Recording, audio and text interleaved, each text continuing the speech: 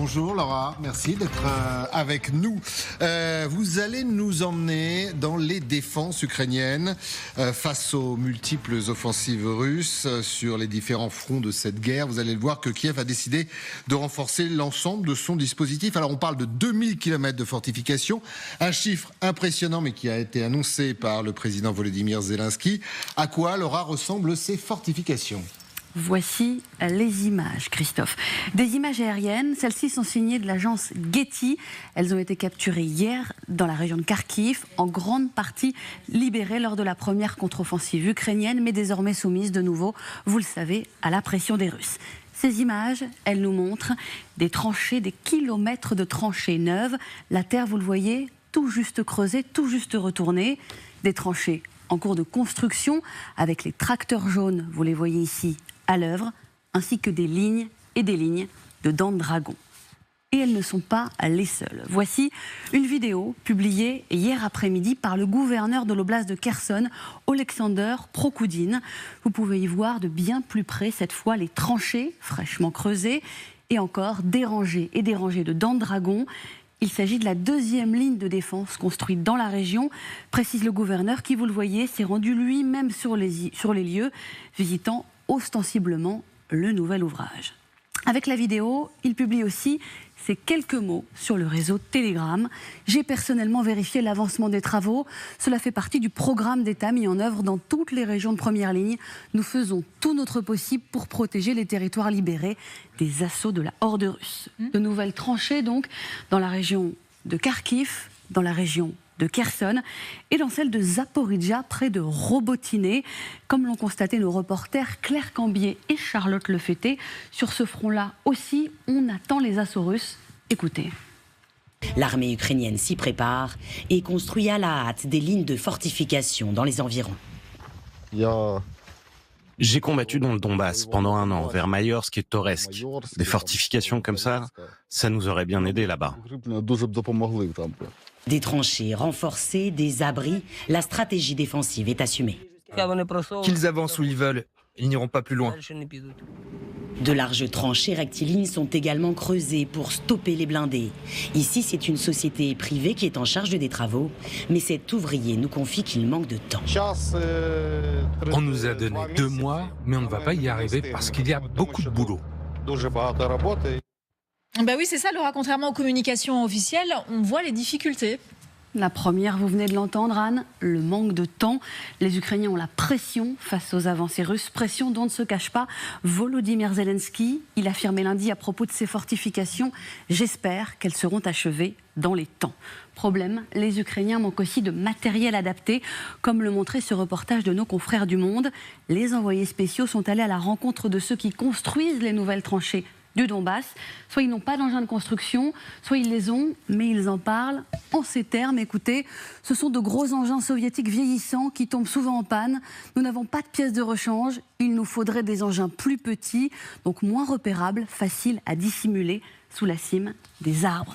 Car la construction de ces fortifications est risquée. Des soldats ukrainiens racontent qu'ils sont contraints de creuser à la pelle la première ligne, faute de matériel suffisamment discret, et parce que les drones russes repèrent tous leurs mouvements et déclenchent ensuite des salves d'artillerie. Au final, ces lignes de défense ukrainiennes, ici dans la région de Kharkiv, ressemblent à s'y méprendre à celles construites par les Russes en préparation de la contre-offensive. Elles en sont directement inspirées, ce qui n'est pas sans déclencher quelque amertume sur le front. Illustration, ces propos d'un expert militaire ukrainien aux journalistes du Monde. Il nous a fallu faire l'expérience de la ligne Sourovikine pour comprendre combien nous en avions besoin pour nous-mêmes. Nous ne l'avons compris qu'au bout d'1 an et demi de guerre. Jusque-là, nous rêvions encore de manœuvres. Merci beaucoup, Laura. Réaction du général Kempf à votre dernière phrase à cette situation. C'était quoi? Ça voulait dire, voilà. Souvenons-nous, même nous, sur ce plateau, peut-être pas sur votre créneau. Peut-être aussi sur ce plateau. Il y a pile 1 an, quand on regardait les Dents de Dragon et qu'on s'en moquait un peu. Je ne sais pas si vous vous souvenez. Si. Faisons un peu d'introspection. Si. Il y a un an, nous nous disait moquions c'est avec un peu. ça que les Russes se protègent. En disant que les Russes étaient fébriles. Les minables. Bon. Et puis finalement, l'offensive ukrainienne de l'été dernier, elle a raté. Elle a raté pour deux choses. Et c'est aussi pour ça qu'il faut faire attention. Bien sûr, vous avez des obstacles verticaux, creusés, des dents de dragon, etc., etc. Mais les Russes ont aussi gagné pour deux choses, parce que tous leurs obstacles étaient ce qu'on appelle battus par les feux, et donc avec beaucoup d'artillerie, et avec en plus, deuxième élément, de la guerre électronique qui a complètement brouillé l'offensive. Et donc, il ne faut pas s'imaginer que parce qu'on a creusé, tiens, ça y est, c'est parti comme en 14, et dans tous les sens du mot, c'est parti comme en 14, et ça va le faire. C'est pas forcément suffisant. Dernier mot, dernière remarque, et effectivement c'est la dernière diapo que votre journaliste a proposée. Nous rêvions de manœuvre. Et là, qu'est-ce qu'on est en train de nous dire? Que sont en train de nous dire les Ukrainiens? Il n'y a plus aucun espoir d'avancer, de libérer du territoire. Désormais, la grande tendance stratégique des Ukrainiens, et on le sait très bien, alors là pour le coup on l'a expliqué maintenant depuis plusieurs semaines sur ce plateau, c'est la défensive pure et simple. Je m'enterre, je tiens, je ne laisse pas passer, et ils ne passeront pas. Et revenons à notre débat de tout à l'heure sur la notion de négociation. Ça fait aussi partie des paramètres. Aujourd'hui, les Ukrainiens, l'objectif des Ukrainiens, c'est de ne plus céder. Ce qui change un peu les paramètres éventuellement de discussion. Général, je voudrais qu'on revoie ces images, certaines tournées par nos équipes, de ces tranchées vides, des constructions, pour qu'on comprenne bien. Si elles sont vides pour le moment, c'est parce qu'il n'y a pas de soldats de réserve, c'est parce qu'on y attend les soldats qui vont se replier. Elles sont vides de soldats, elles sont vides de matériel. Pourquoi ? C'est parce que aujourd'hui, les troupes sont sur la ligne de premier front. De la première ligne. Voilà.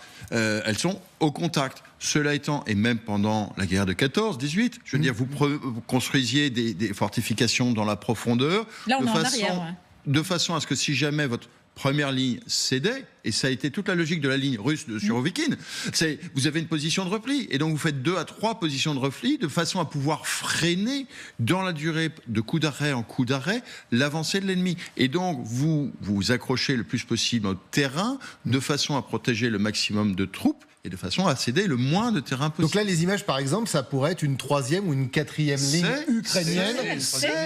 Ce sont, ce que nous venons de voir, c'est la 2e, la 3e et la 4e ligne. La 2e et la 3e, en fait, parce que la première, elle est déjà occupée. Ils sont en train de se battre dessus. Elle est inaccessible. Et à force de céder, si vous voulez, à force de céder ces positions fortifiées que sont naturellement les villes, ça a été Bakhmut l'an dernier, et ça a été Avdiivka cet hiver, qui sont des fortifications naturelles que vous valorisez, eh bien vous retournez en race campagne, et la race campagne, c'est de la tranchée. Xavier, pourquoi ça a mis trop de temps? Parce qu'ils se sont laissés griser par leur succès Kherson et tout ça, ou parce qu'il y a un véritable manque de moyens, ou un peu des deux? Non, c'est au-delà de ça. Je pense que là, il y a vraiment un changement de paradigme dans la tête des Ukrainiens, même un changement de philosophie. Et en fait, pour eux, on le voit bien d'ailleurs dans ce que disent les soldats, c'est un véritable crève-cœur. À partir du moment où vous construisez ces lignes, ça veut dire que vous n'avancerez plus, au moins pour le moment, pour un certain temps. D'autant plus que ces lignes, elles vont être minées. Donc une fois que vous avez miné le terrain, et les Russes, alors là, ils ont miné, c'est surtout ça d'ailleurs qui a freiné les Ukrainiens dans l'oblast de Zaporijjia, c'est que c'était quasiment impossible de passer les lignes de mine. Et là, une fois que vous avez miné, pour repartir à l'offensive, c'est extrêmement compliqué. Donc, ils ont attendu sans doute trop longtemps, mais là, ils se rendent compte à l'évidence qu'ils n'ont plus le choix, qu'ils sont obligés de ralentir le plus possible les Russes, de les arrêter, parce que les Russes, depuis la prise d'Avdiivka, grignotent du terrain un peu chaque jour avec les Ukrainiens, surtout parce qu'ils n'ont plus de munitions. S'ils avaient eu les obus qu'on avait dit qu'on leur livrerait, vous savez, les millions d'obus européens, là, peut-être les choses auraient été différentes, mais aujourd'hui, ils s'en rendent compte. Et s'il y avait une loi sur la mobilisation aussi, peut-être? Peut-être, là, j'ai l'impression, moi quand même, je parle sous le contrôle du général, mais que ce sont vraiment les obus, dans un premier temps, qui ont manqué, dans un deuxième temps, les hommes. Mais il y a tellement peu de munitions que de toute façon, même s'il y avait des hommes, ça ne changerait pas forcément grand-chose. L'ensemble des ressources aujourd'hui sont en carence. Les ressources en équipement, Parlons des équipements, il n'y a plus de chars démineurs. Voilà, on parle de mines, il n'y a plus de démineurs. Il n'y en avait déjà pas il y a un an, mais on n'en a pas rajouté. Les chars démineurs, je crois qu'il y en avait 6 qu'on a envoyés. Hein. C'est pas grand-chose. Sur un front de 1200 km de long. Vous voyez ce que je veux dire. Enfin, excusez-moi, mais bon. Et au bout d'un an, en général, a priori, il n'en reste plus, ou pratiquement. Oui. Je ne sais pas s'il en reste 2. Enfin bon, vous voyez ce que je veux dire. Ça ne permet pas d'avancer réellement. Mais vous avez effectivement une grosse lacune en munitions avec un rapport de feu de 1 contre 10, grosso modo, c'est le chiffre sur lequel nous nous accordons aujourd'hui. Et puis, un déficit en hommes, c'est-à-dire qu'aujourd'hui, le rapport de perte humain, et je parle du rapport perte humain, on n'est même pas sûr qu'il soit aujourd'hui, je parle d'aujourd'hui sur les 15 derniers jours, 4 dernières semaines, qu'il soit en défaveur des Russes. Si ça se trouve, il est peut-être à l'équilibre. Vous voyez, mais le seul problème, c'est que la situation démographique n'est pas la même. On a quand même un pays d'un côté de 140 millions d'habitants et un autre qui faisait 40 millions, 39 avant la guerre, et qui, compte tenu des prises de gaz russes, des réfugiés, etc., en a probablement beaucoup moins. Et donc, vous avez raison de poser la question de la mobilisation. Vous avez une grande... Je parle sous votre contrôle. Aujourd'hui, vous avez, aussi bien d'ailleurs en Russie qu'en Ukraine, des grands débats sur mobilisation générale. On parle des élections russes. La jeunesse russe sur les réseaux sociaux dit « Est-ce que ça nous cache une mobilisation générale ?» Et ça, on ne le dit pas trop en Occident, et on en parle beaucoup plus en Ukraine. Et bien évidemment, en Ukraine, il y a un grand débat sur la mobilisation générale, qui est un grand effort politique. Aujourd'hui, il y a un sujet de ressources humaines. Avec une décision, vous avez vu, je crois que ça date de la semaine dernière, du gouvernement ukrainien, d'aller dans les prisons pour pouvoir prendre des détenus et les envoyer sur le front. Là aussi, on a souvent parlé des méthodes de Wagner, notamment, reprises après par le ministère de la Justice russe. Eh bien, les Ukrainiens... Et la Rada n'a toujours pas tranché, Anne a raison sur la mobilisation.